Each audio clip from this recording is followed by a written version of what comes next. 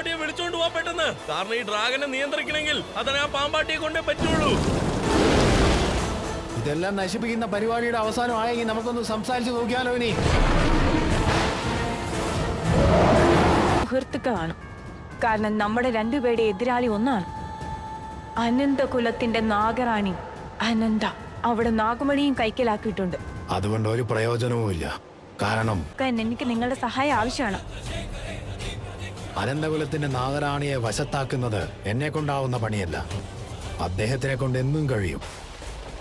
അവളൊരു ശപിക്കപ്പെട്ട നാഗിനിയാണ്. അതിനുള്ളിൽ ഒരുപാട് വിഷമുണ്ട്. ഒരുപക്ഷെ ആ ഇച്ഛാധാരി നാഗിനി കൊത്തിയാൽ മരിച്ചു എന്ന് തന്നെ കരുതാം.